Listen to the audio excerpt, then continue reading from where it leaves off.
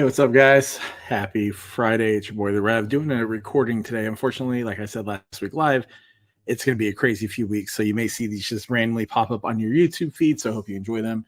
So as you can see, I'm in my cave, known as my office, because I've been busy trying to get stuff done for the next few weeks for work. But I wanted to go through and talk about the Southland Conference real quick, because there's some fun games going on this week, some interesting stuff. And so you can get a quick little 15 minutes listen while you're doing whatever. So let's go through the games from last week. First of all, Northwest State traveled to Thibodeau, played Nichols. Nichols won 20-0, just shutting out the terrible offense that the Demons unfortunately have. But the Demons defense looked a lot better than we've seen them in some games. Pat McQuaid, I like to say he's a terrible quarterback, actually had a pretty good game. Threw for 186 yards, 2 touchdowns, not bad. Guggenheim had 129 yards on the ground. But just Northwestern State just could not get their offense going, and that's just unfortunate. It's just adding on to another bad season for them. Lamar went to Commerce and edged out Texas A&M Commerce 29-20. Coleman, so I was going to say Coleman, he had a touchdown at Lamar's offense. Lamar's offense is a rushing team. But this was a game of field goals, and for Lamar, that's it. Thinking this game, I'm looking real quick. There are 5 field goals this game, and then Lamar got a touchdown basically in garbage time to seal a win on a fumble recovery. So. So 29-20 for Lamar. Lamar, we thought they were dark horses, but I think we're kind of seeing more that they aren't at that next level just yet. The University of the Incarnate Word handled McNeese. The Kylon Taylor had 103 yards rushing and a touchdown. And the thing for McNeese is when they're relying on Camden Sixkiller as quarterback, they're just not as potent as they are with Clifton McDowell. And Clifton McDowell is nursing a finger injury. I think he's questionable for this week's game. But you can see a night and day difference between their team. Sixkiller had a good game against Incarnate Word, threw for 219 yards and a touchdown, but it's just not the same oomph that you get from Clifton McDowell. Zach Calzada played all right, 21 for 42 for Incarnate Word, 204 yards and an interception.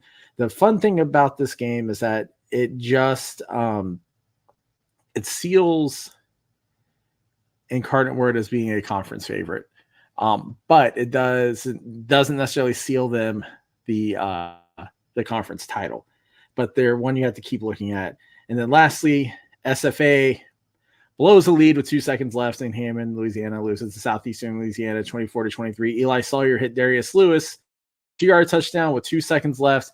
Absolutely horrible defense by SFA. They're just doing this. I don't know what's going on with it, but they want to play prevent because they're trying to prevent the win versus actually preventing the other team from losing. They want to shoot themselves in the foot, and it's absolutely frustrating as a fan to watch. Sam Vidlak threw for 244, had a touchdown. Jarrell Wembley went for 83 yards. Kylon Harris had 13 receptions for 116 yards. For the Lions, Eli Sawyer threw for 234 for a touchdown. Antonio Martin Jr. Went for 87 yards and a touchdown. Darius Lewis just short of 100 yards and got that touchdown at the end of the game to win the game. Chris Campos had himself a game for SFA also, having 3 field goals from 41, 43, and 40 yards out. But it's just, as I'm going to take off where I try to be unbiased and tell you this. As a fan, this absolutely sucks to watch a team like SFA piss away the talent they have this year with things like this. I don't know if it's starting at the coaching level. I don't know what it is, but it's something that the school needs to look at and right, because there is no reason SFA shouldn't be undefeated against the FCS. There's 2 games with terrible coaching. 2 games. I don't know how you let a team drive like Southeastern Louisiana did. A team that you had managed to you had them beat, and you just played soft prevent defense the whole way. So yeah, granted, I'm not playing for SFA, but it's also really frustrating as a fan alumni to see what potentially is happening here. So let's take a look at the conference standings. So Southeastern's 3-0 in conference. They haven't had a bye week yet. That'll be coming. Incarnate Word's 2-0 in conference, sitting 5-2 overall. Southeastern, one thing too, if you look at their record, it's 4-4, but remember those are 2 FBS losses, so they're really 4-2 overall. SFA set at 4-3, 2-2 in conference. Lamar and Nichols are each 1-1 in conference, 1-2. Commerce is 1-2, and then Northwestern State is bringing up the rear winless. So when you look at this from a playoff potential piece, you have to look at it to where it's really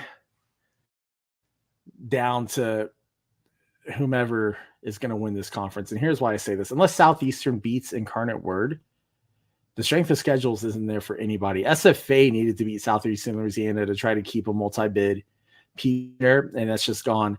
SFA to make the playoffs as a two-loss team, even if they went out the rest of the way, and maybe they beat Incarnate Word. Let's say they did, theoretically, right? They wouldn't get the auto bid unless chaos happened, and they wouldn't make the playoffs unless that same sort of chaos happened. So for SFA, they have to hope for a miracle to even consider the playoffs. Now, Southeastern Louisiana, they're playing the right way right now. They're doing really well, putting games together. This is the week that they need to be top form because they are playing Incarnate Word. And, we talked about de facto conference championships and things like that, but this is really going to be for truly who's the last undefeated team in the conference. And so, we'll see what happens. I know it's going to be a fun week. So let's go into the games real quick. Let me switch that view back. So this week, Lamar is going to travel to Natchitoches to play Northwestern State. Northwestern State's not good. Sorry, guys. I don't mean to be mean to you, but you're just not very good.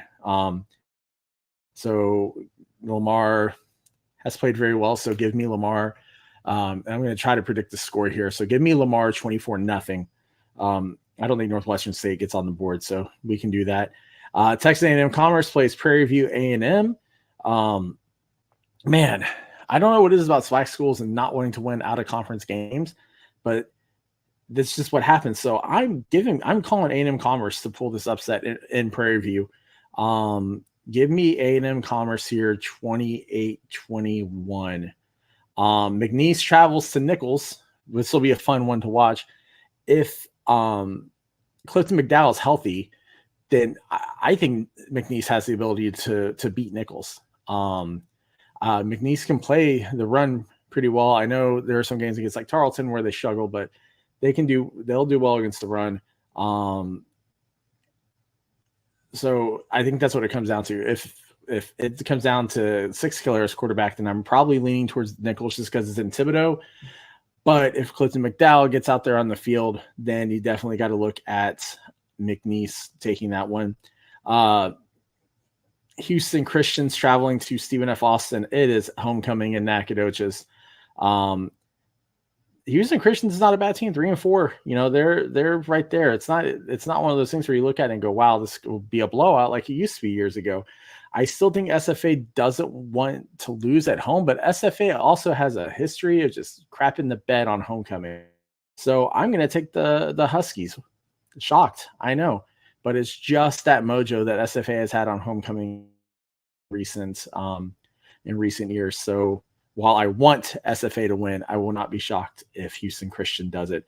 And then the game of the week, Incarnate Word coming in at 5-2 versus Southeastern Louisiana, who's 4-4 overall, but 4-2 against the FCS. This game is in Hammond, USA. Again, this is now for effectively for who's going to take the conference lead at the time it matters the most. And so for this, you have to look at like outside the conference competition. Not using South Dakota State as a measuring stick here because South Dakota State is really damn good. And Incarnate Word hung in with them. Southeastern Louisiana didn't. But I'm looking at SIU, and then I'm looking at Eastern Washington. A healthy SIU was a good team, and Incarnate Word almost beat them. Eastern Washington is a okay team, and SLU beat them. So both these schools have the ability to get wins.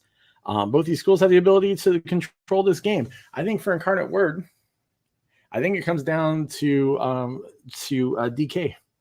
It comes down to the running game. It comes down to what they can do moving the ball on the ground, because you want to keep the tandem of Rodeogram and Antonio Martin Jr. off of the field. Southeastern Louisiana has two very, very potent running backs.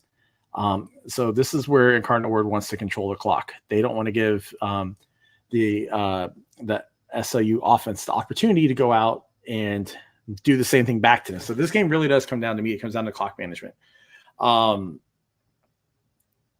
If Incarnate Word loses, there's going to be chaos, and I'm all about chaos. And if Incarnate Word wins, that's probably going to set them up to win the conference and go back to the playoffs. I think this will be fun to watch. I think you should watch it if you're able to. It'll be on ESPN Plus at 6 p.m. Central Time. Because the game is in Hammond, Louisiana, I am going to pick the Lions over the Cardinals. It's almost like Christians versus the Lions. But yeah, the Lions over the Cardinals here. Give me Southeastern Louisiana. 24. 7-point game, somewhere in there. So yeah, it's gonna be a fun week. Again, I know this was short. I know this wasn't live. I plan on going live next week, probably Monday night. Trying to dodge the Jackrabbit Illustrated boys to get all the South Dakota State folks to come watch the show too on. Unfortunately, like I said, with my real job, the thing that pays me 9 to 5, which isn't this, it's just been these past 3 weeks have been crazy with travel and illness and stuff. So apologies for the shortness and briefness of this, but I wanted to have something come out today. I'm going to maybe see if I can get a friend to come on the show next week. Hopefully they can. But until then, this is your boy, The Rev, saying, hope you have a wonderful weekend. Keep safe. We'll talk to you next week.